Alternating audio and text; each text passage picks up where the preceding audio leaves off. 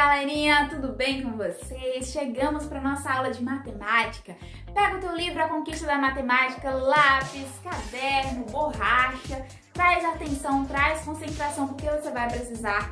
Hoje a gente continua estudando aí sobre divisão de números na forma decimal. Se você já sabe fazer a divisão aí de números naturais, eu vou te dar uma boa notícia. Basicamente é a mesma coisa, tá? O que vai mudar aí é o posicionamento da vírgula que você vai precisar aprender como usar, certo? Mas basicamente é isso aí. Nós temos aqui sempre um dividendo, certo? Olha aqui, você tem um dividendo. Aí você vai dividir esse dividendo aqui pelo divisor, certo?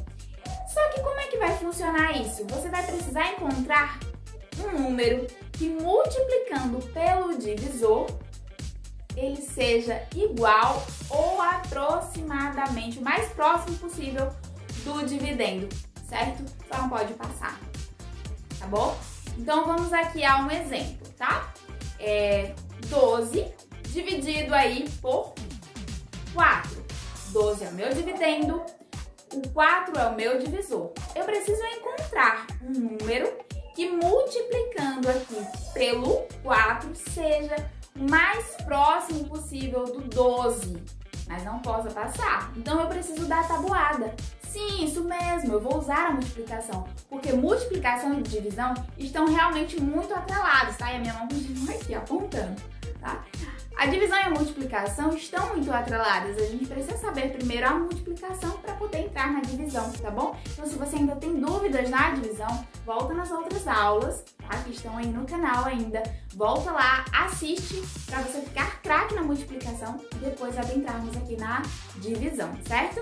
Mas então, continuando. Eu encontrei aqui o meu número, né? O meu quociente que, multiplicando aqui pelo meu divisor, vai ser igual ao meu dividendo, ou mais próximo possível, só não pode passar. Então, esse número vai ser 3, né? 3, porque 3 vezes 4 é igual a 12. E então, agora eu faço o quê? A subtração. Olha aí, mais um algoritmo, mais aí uma operação, né? Uma continha aí que a gente precisou colocar aqui. Então, agora, o 12 menos 12, o que aconteceu, ó? 12 menos 12, que deu o quê? 0. Então, o resto é 0. Tá bom, pessoal? Esse daqui é uma conta de números naturais, é uma divisão com números naturais, sim, tá? Não teve vírgula, não teve nada. Mas o que vai acontecer? Eu vou te mostrar agora aqui nos nossos slides, a gente vai estudando, eu vou te mostrando passo a passo de como incluir essa vírgula, tá? Quando a gente está usando números na forma decimal. Outra coisa muito importante que eu não posso esquecer de falar para você é que, veja bem, existem algumas situações que nós podemos dividir, né? E pode dar uma conta não exata. Por exemplo, aí quando a gente tem aí uma fita, uma corda, né? Então eu posso ter 2,5 metros, 1,5 metro, 1 centímetro e meio, né? E posso ter um meio aí. Mas quando nós estamos falando de pessoas, por exemplo, de animais, eu posso ter 1,5 pessoa, 2 pessoas e meia? Não dá, tá?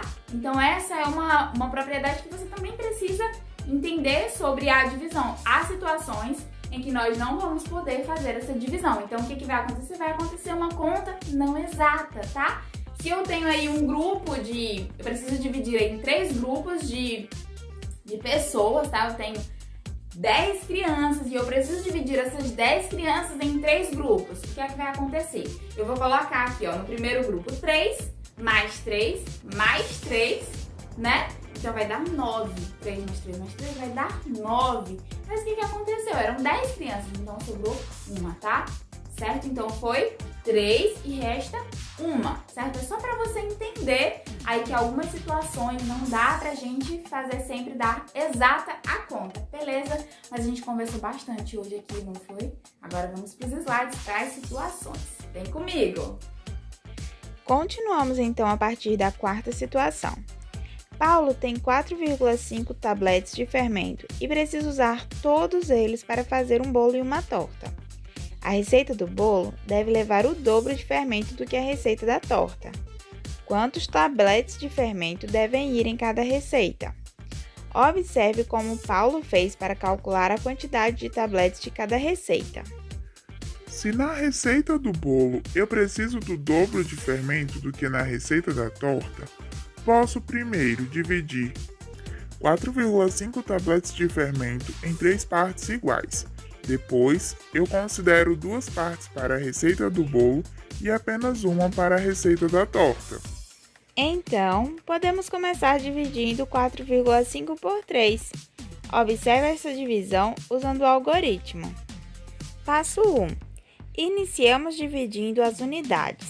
4 unidades divididas por 3 é igual a 1 unidade e resta 1, pois 1 vezes 3 é igual a 3 e 4 menos 3 é igual a 1. Passo 2. Transformamos a unidade que restou em décimos. 1 unidade é igual a 10 décimos. 10 décimos mais 5 décimos é igual a 15 décimos. Passo 3. Dividimos os décimos. 15 décimos divididos por 3 é igual a 5 décimos e não resta décimo, pois 5 vezes 3 é igual a 15 e 15 menos 15 é igual a 0. Para registrar os décimos, devemos colocar a vírgula entre o algarismo que representa as unidades e o algarismo que representa os décimos, separando a parte inteira da parte decimal. Como na receita da torta vai apenas uma parte, então Paulo deve usar 1,5 tablete para a receita. Para a receita do bolo, Paulo usará o dobro de fermento, ou seja, 2 vezes 1,5, que é igual a 3. Portanto, a receita do bolo levará 3 tabletes de fermento. Quinta situação. Ana precisa dividir uma fita de 18 centímetros em 12 partes iguais, sem que sobre nenhum pedaço de fita. Quantos centímetros deve ter cada pedaço de fita? Para resolver o problema, podemos dividir 18 dividido por 12, até que o resto seja igual a 0. Observe. Passo 1. Não é possível dividir uma dezena por 12 e obter dezena como resultado. Então, trocamos uma dezena por 10 unidades e juntamos as 8 unidades que já haviam. 18 unidades divididas por 12 é igual a 1 e restam 6 unidades, pois 1 vezes 12 é igual a 12 e 18 menos 12 é igual a 6. Passo 2. Trocamos as unidades que restaram por décimos. 6 unidades é igual a 60 décimos. Para indicar a parte decimal do resultado, colocamos a vírgula. Agora vamos ao passo 3. Dividindo os décimos, 60 décimos divididos por 12 é igual a 5 e não resta décimo, pois 5 vezes 12 é igual a 60 e 60 menos 60 é igual a 0. Portanto, cada pedaço de fita deve ter 1,5 centímetro.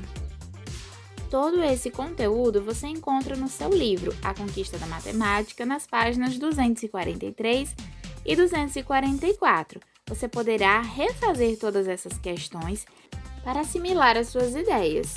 E é isso aí, pessoal, você já aprendeu, né? Quanto mais praticar, mais craque vai ficar. Até rimou. Então, muito obrigada aí pela tua companhia, ó. Valeu, muita gratidão a você. Até a nossa próxima aula.